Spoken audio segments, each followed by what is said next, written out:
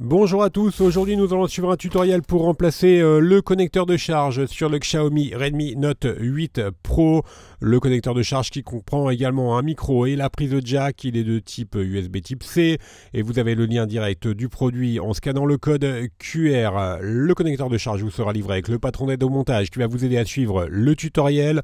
N'oubliez pas également de commander le kit d'outils numéro 1 spécialement sélectionné par nos techniciens pour réaliser le remplacement du connecteur de charge.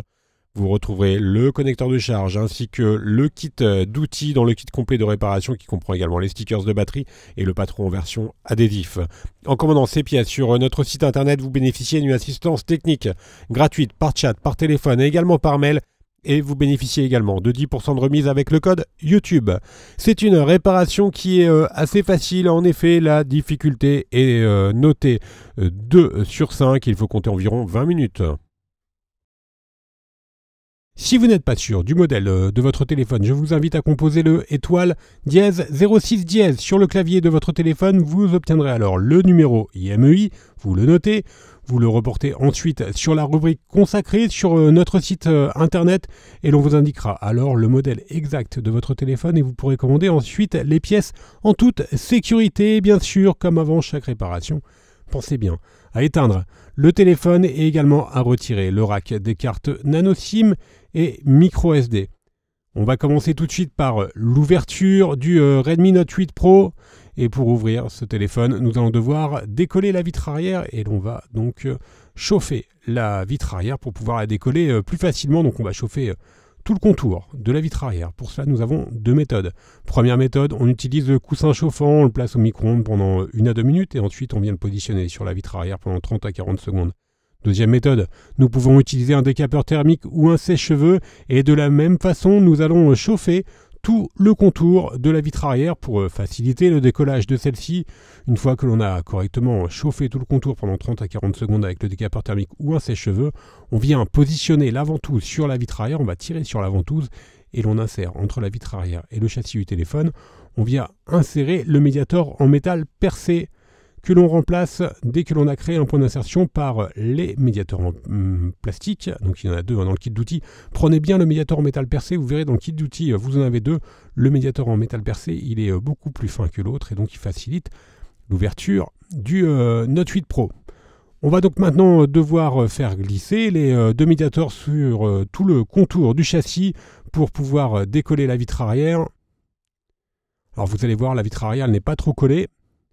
Et même si vous avez un lecteur d'empreintes digitales au dos du téléphone, il n'y a pas de risque de l'abîmer, tout simplement parce que vous allez voir lors de l'ouverture, celui-ci il va rester sur le châssis du téléphone, donc il n'y a vraiment aucun risque. Dès qu'on a un espace suffisant sur la largeur du téléphone, on vient insérer la carte en PVC bricophone pour empêcher que la vitre arrière ne réadhère au châssis, et donc pour faciliter le décollage de celle-ci.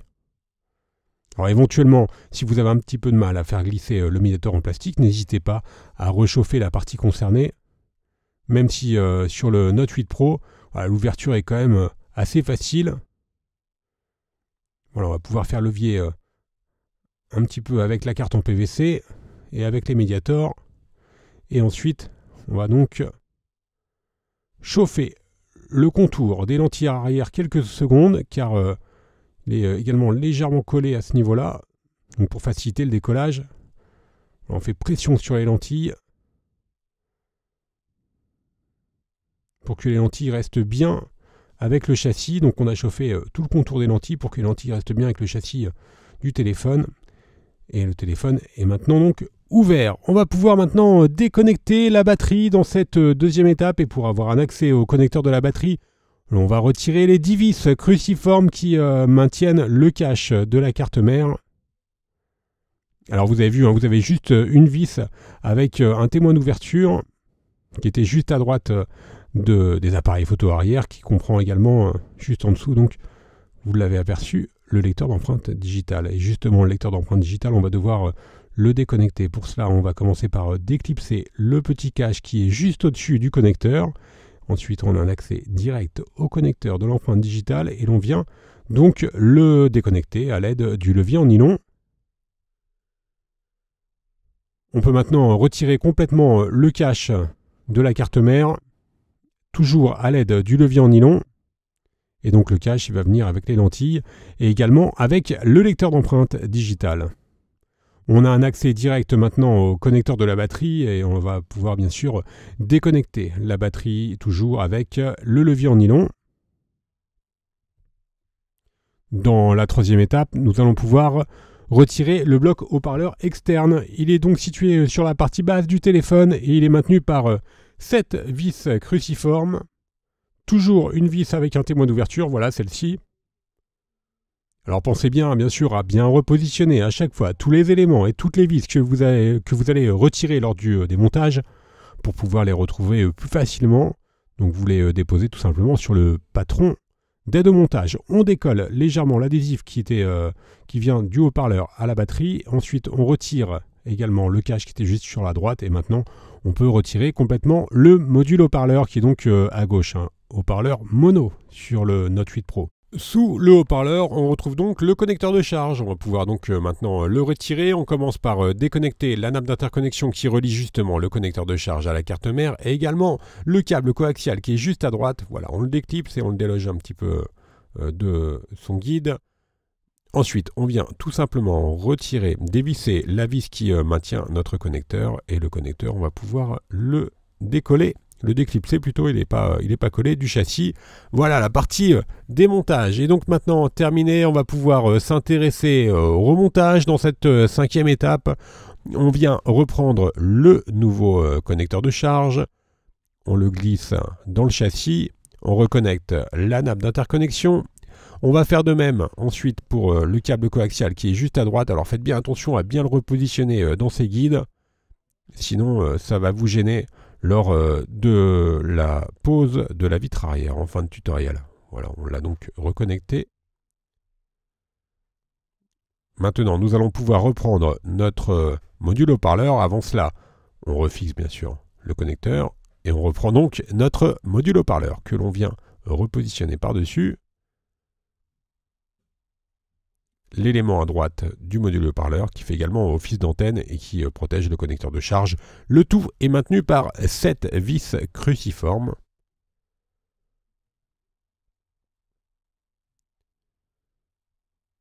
Une fois qu'on a bien refixé la partie basse, le connecteur de charge et le bloc antenne, on peut reconnecter la batterie. On remet le cache qui comprend également les lentilles des appareils photo arrière. Voilà, on vient le reclipser. Le tout est maintenu par 10 vis cruciformes. Alors n'hésitez pas à faire un arrêt sur image si vous avez un doute sur l'emplacement des vis. Là encore, aucune difficulté. C'est un téléphone qui est assez facile à réparer, le Redmi Note 8 Pro. On reconnecte le lecteur d'empreinte digitale. N'oubliez pas de remettre le cache qui vient juste au-dessus du lecteur d'empreinte, enfin, du connecteur de la nappe du lecteur d'empreinte digitale. Voilà, on vient le reclipser. Et enfin, on va pouvoir recoller notre vitre arrière. Alors au préalable, on va bien sûr nettoyer celle-ci, enlever les anciens adhésifs. Et pour la recoller, on va utiliser la colle B7000. La colle B7000, elle est incluse dans le kit d'outils. Elle est livrée avec un applicateur qui va vous permettre de bien positionner la colle sur tout le contour du châssis. Voilà, on met un filet de colle sur tout le contour. Alors elle est d'autant plus facile à positionner que voilà, on a quand même pas mal d'espace pour positionner la colle sur le châssis. Donc ça ne posera pas de problème particulier au niveau du collage. Une fois qu'on a mis un filet de colle sur tout le contour, on reprend tout simplement notre vitre arrière. On la positionne sur le châssis du téléphone. Là encore c'est assez simple car celle-ci est encastrée dans le bloc, donc vous ne pouvez pas vous tromper. Voilà, on vérifie son bon positionnement et on va mettre la vitre arrière sous presse pendant 30 minutes. Nous on utilise des pinces de serrage, vous pouvez mettre votre téléphone sous un livre ou utiliser des pinces à linge et on laisse la colle agir 30 minutes. Si éventuellement vous avez quelques résidus de colle encore, vous pourrez les nettoyer très facilement avec un chiffon humide. N'oubliez pas de remettre votre rack SIM et on va pouvoir bien sûr rallumer le téléphone. Tout est OK. On va faire un récapitulatif des produits utilisés pour mener à bien cette réparation, en commençant bien sûr par le connecteur de charge. Vous le retrouverez en vente sur notre site internet. Il vous sera livré avec le patron d'aide au montage. Vous retrouverez également le kit d'outils numéro 1 ou le kit complet de réparation. Je vous rappelle que l'on reste joignable par mail, par chat et également par téléphone, et que vous bénéficiez de 10% de remise avec le code YouTube. Vous retrouverez sur notre site internet toutes les pièces détachées pour le Xiaomi Redmi Note 8 Pro ainsi que les tutoriels de réparation. Merci à tous d'avoir suivi ce guide et à bientôt pour de nouvelles vidéos.